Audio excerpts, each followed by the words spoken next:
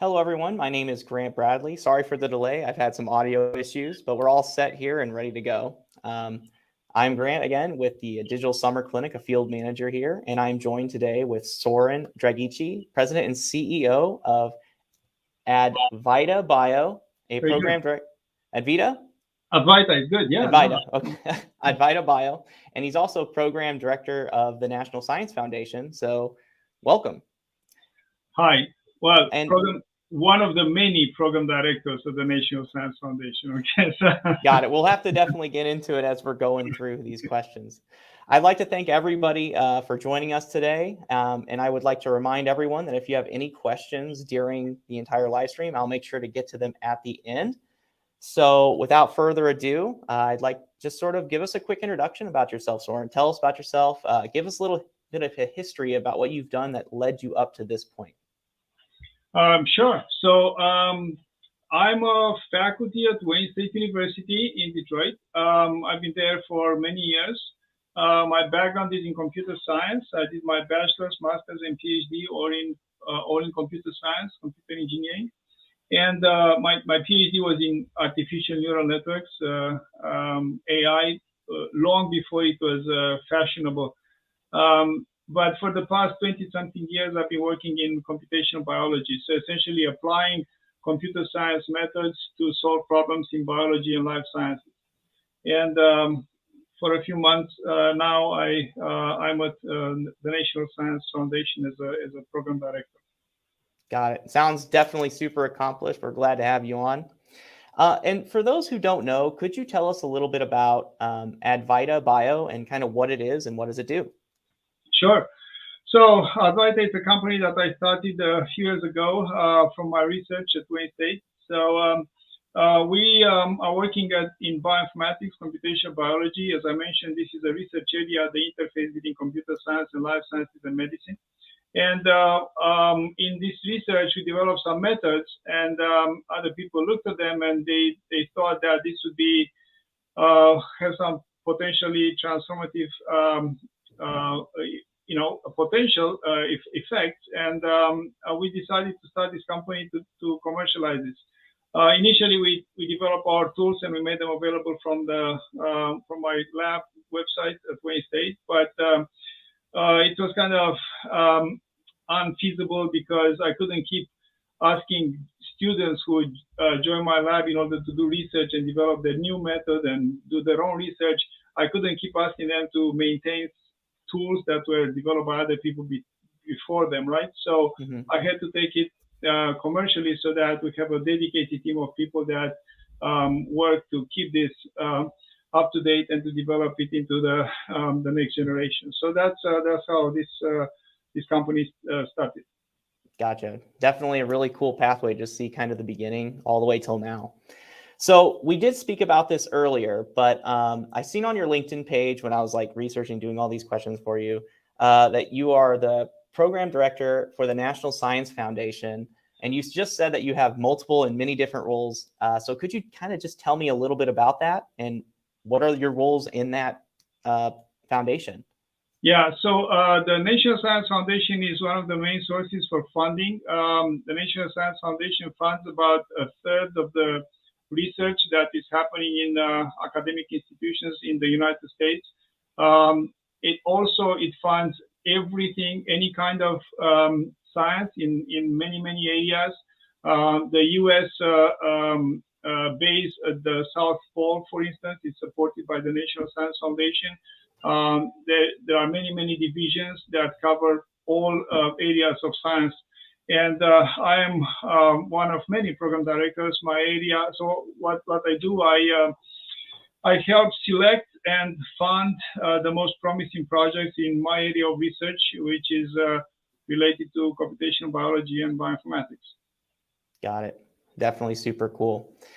And obviously, we're working with the Digital Summer Clinic. So that kind of brings me to my next question. While working with the Digital Summer Clinic, what are some of the projects that you had the interns do that helped ADVITA forward? Yeah, so I love the Digital Summer Clinic. I think it's a great opportunity for students to get some experience in the real world and to see what the company faces in the wild west that is the internet. And it's a great opportunity for the company to get to use and the resources, the knowledge, and the experience of some very bright and very well prepared students, right? So essentially, the interns that we had over the summer worked on a number of different areas. One of them was SEO, so search engine optimization. The other one was digital marketing. So we had a lot of fun with the students creating these marketing campaigns, trying to communicate to our potential customers how they can benefit from our solutions, try to explain the problems that we are addressing and the solution that we are providing. So, and you have to do it in a very, very short amount of time. Everybody gets a lot of junk mail. This is another piece of junk mail. So it has to be a combination of funny, interesting, and relevant so that people don't delete it right away. And it's very, very challenging and very rewarding when you come up with something that is, meeting those criteria, right? Funny, interesting, and useful. So those definitely. are some of the things that the students did. Also optimizing the website and so on. So digital marketing, no need to say it's crucial to any company in the today's digital ecosystem, right? So got it. Well, it's definitely super cool, the things that they did. I was checking out the website. It looks really good. It's really cool to hear the really cool things that they've done and things I've even done in my internship with the Digital Summer Clinic. So I'm glad to see that your company's really moving forward with our help. So hopefully we can continue helping in the future. Yeah, we are looking forward to working together with the Digital Summer Clinic next year. So awesome. We had a great experience this year as well as last year. So we are looking forward to it next year. So this sort of brings me into the next one, my next question that I have. So in what ways has ADVITA Bio changed the landscape of bioinformatics? Well, so what we are doing as a company, we are helping bridge the gap between data and knowledge, right? So data is just a bunch of information, and the challenge is to transform that information into knowledge. So this is what we do. So we help people who are generating this huge amount of data. Usually, you have like typical our users. They have 2 or more phenotypes, like disease versus healthy, or treated versus not treated, and so on. And they measure all genes in these people, in these samples, and you have about 30,000 genes. You have sometimes you do it at a single cell level. You have 30,000 genes. You have a few hundred samples, so you have this huge data cube with lots and lots of numbers. And the question is, okay, what the heck does that mean? So we are helping people understand what are the biological processes that are affected, what are the pathways that are impacted, what drugs can be used to help those people, what drug targets you can identify, and so on. A best example that I can give you is at the very beginning of the pandemic. This was like April 2020. COVID was a very scary thing. Lots of people dying every day. No vaccine, no treatments, no antivirals, nothing. We were able to get some data from some COVID patients, and we were able to identify one of the very first drugs that was an existing drug that could be repurposed for the use in severe cases of COVID-19. And that was followed by a clinical trial. Then it was shown that the drug, our software identified, reduced the mortality by 44%. So now that drug, no need to say, now that drug is standard treatment for severe cases of COVID-19. It's just a quick example to show you how you can use this kind of technology in a situation in which you have a completely new disease, nobody knows anything about it, and you can leverage the methods that we develop and the body of knowledge that we have gathered as a species about other drugs and other diseases to react very quickly to something new. Oh, wow. That's really interesting. I was looking at the website, kind of learning about it too, but it's just to hear it from you, it's just really cool to see how it's working and just making humanity better. Yeah, we have the release, the press release at that time, and we have the article, a peer review article, and we have some other links on our website if anybody's interested. So it was a it was very exciting because at that time the World Health Organization was saying that this particular drug should not be used Really? in COVID-19, and here we came saying that no, this is the drug to use. So there was a lot of tension until eventually things were settled and we were right. Gotcha. Well, that's super cool to hear. It's really cool to hear that it's actually like working and it's like going forward and making everything better. So I was asked this question by one of your interns. I thought he wanted to kind of hear it. So, what are some of the studies that are credited toward iPathwayGuide? Well, yeah. So this is the one that I was referring to. I think that would be the best example. So that's a situation in a very concrete situation in which there was a challenge that was thrown like to the entire humankind, right? And I was very happy and very proud of my team and their work that our software was able to really identify this drug. Again, so this was just against any official advice at that time. So that was the example that I thought would be the most illustrative. So we do have a question in the comments here, and I'm just going to ask it. So it says, I know you have a strong background in computer science, but what led you from there to bioinformatics? That's a great question. So two reasons. Number one, I was coming from artificial intelligence and AI in general deals with neural networks, deals with situations in which you have lots of variables and very few data points. This was exactly what these people in life sciences were having.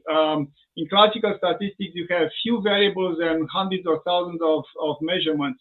In neural networks, it's the other way around. You have thousands of, in this case, you have 30,000 genes, for instance, right? So you have tens of thousands of variables, and you have only hundreds of measurements. So the problem is upside down. So I felt these people had exactly the same problems that I was equipped to deal with, and it was a good match. That was reason number one. Reason number two was that I felt that in computer science can be extremely useful in many areas nowadays, right? You can help predict the stock market and or improve deliveries for Amazon, or you develop games and so on and so forth, right? But for me personally, it was important to try to help other people and try to, if you wish, leave this planet a little bit better than we found it. So I made a conscious decision, instead of working in, developing a computer game or delivering more pizzas faster, or, delivering your Amazon order within an hour instead of within a day, I made a choice to apply it to something that we can perhaps save lives and get people to live healthier lives. That's very admirable. Very good work. So far, so good. Great job. And this actually goes into like our last question of the day. So obviously, Sorin, you're a really busy guy. So how do you do everything that you're doing? Do you have a management team that you delegate some of the responsibilities to? Me personally, in general, in my life, or in the company? Company or personal, it's fine. Any or. Well, I'm trying to do more than one thing at any one time. Okay, so at least two things at any one time. For instance, now I am talking to you and doing this, and I'm exercising. I have one of those things on my desk. I'm exercising, so I cannot afford to do only one thing at any one time. So I think if you try to do more than one thing, you save some time. You manage to do more things. Got it. Awesome. Well, that actually ends kind of our live stream for today. Before we head out, I'd like to thank everyone again for watching our digital live. Sorin, thank you for being here with us today. It was great having you on. Good luck with everything. And us at the clinic are wishing you good luck and everything. Good luck with ADVITA as well. ADVITA, yep. Excuse me. Thank you. Thank you so much. It's been a pleasure to be here. And for everyone else watching, don't forget to subscribe to our YouTube channel, Digital Summer Clinic, so you do not miss any of the new updates. Our next update airs Tuesday, September 22nd at 6 p.m. And we'll be joined by Brandon Martin with Reaction Technologies, a spatial awareness tech company with the goal of improving tackling techniques using data, helping the process of overall muscle memory to avoid injury for anyone doing any types of sport-related content. And to everyone watching, have a great night, and we will see you here next week. Thank you. Thank Bye. you so much. Bye.